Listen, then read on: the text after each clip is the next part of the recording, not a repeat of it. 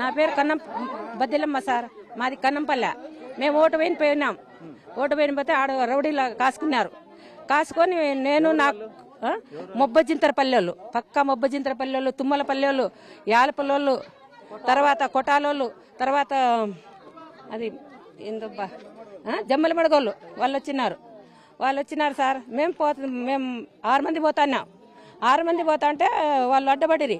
ఈడే మారమ్మ గుడికి దగ్గర అడ్డపడతానే నా కొడుకు ఏం చేసినాడంటే, మేము పోయి ఓట్లు వేయాలా, దూరం నుండి వచ్చినాం, మేము ఓట్లు వేయని వచ్చినాం, మేము ఓట్లు వేయకపోతున్నాం, ఓట్లు వేసి వస్తాం, మాకు అడ్డవాకండి, మీరు వంట చేసుకుంటా అన్నారు కదా, ఈ పిల్లడు పోయి వంట సామాన్ల మీద గుద్దా, ఎవరు రమ్మన్నారు మీకు రౌడీగాళ్ళకని.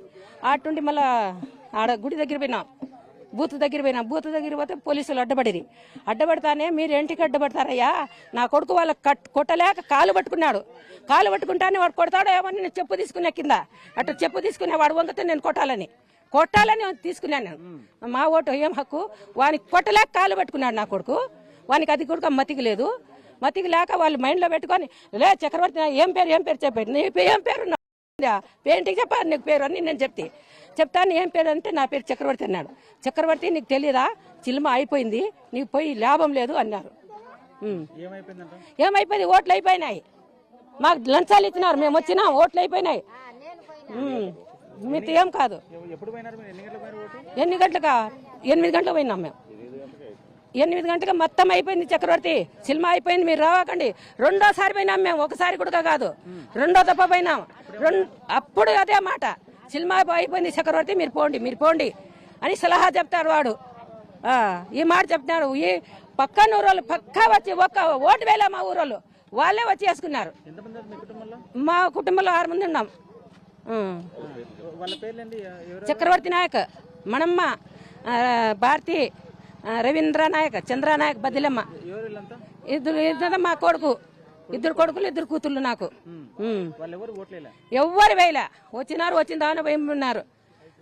చూపించినా ఏం చూపించావు, చట్టానికి కన్ను లేకుండా పోతాండి అది. మా ఇష్టమయ్యా, మా ఓటు ఎవరికన్నా వేస్తాము, మీరు రుబాబ్ చేయకండి మా ఊర్లో అడిగినాం మేము. ఏమన్నా దానికి చిల్మ అయిపోయింది, పోమ్మా అని దొబ్బుతారు నా కొడుకులు. అంతమందికి కాల్సారని భయపడినాం. కానీ పోలీసులు ఎంతమంది వాళ్ళే నిండేది, పోలీసులే చిల్మ అయిపోయింది చక్రవర్తి, మీరు పోండి, నీకు తెలీదా, చదువుకున్నావు, నువ్వు జాబ్ చేస్తావు, నీకు అర్థం కాదా అంటాడు వాడు దొంగోడు.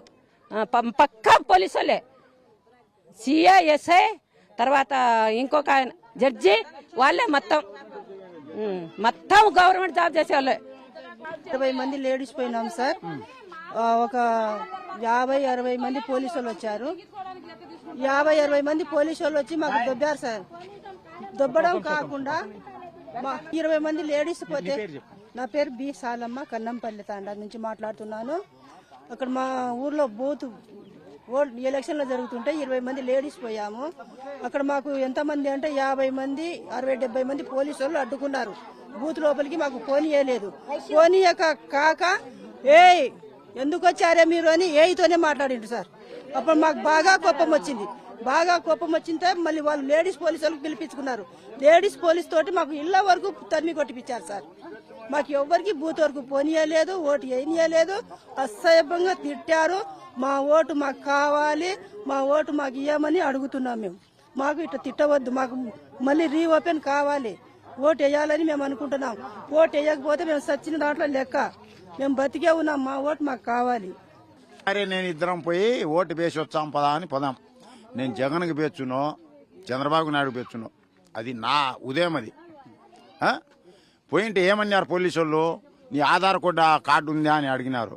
ఆధార్ కార్డు అయితే తెచ్చుకోలేదు సార్, శిల్పులు తెచ్చిన తర్వాత లేదు ఆధార్ కార్డు తీసుకొని రమ్మన్నారు. వాళ్ళు తీసుకొని రమ్మన్నారా, నేను మా భార్య ఆడనే పెట్టి నేను ఆధార్ కార్డు తీసుకొని పోయిన తర్వాత వాళ్ళు ఏమన్నారు, వాటికి పోతానే బయట అందరూ దిగినారు.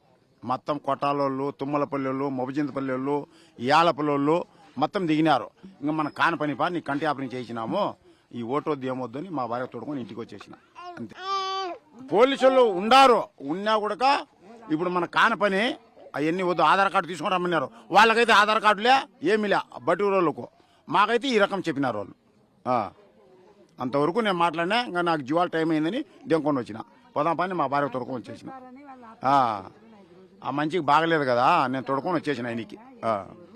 ఇంతవరకు మాట్లాడినా దింకొని వచ్చిన ఇంటికి. మళ్ళీ పోలే నేను జీవాలకు మా భార్య.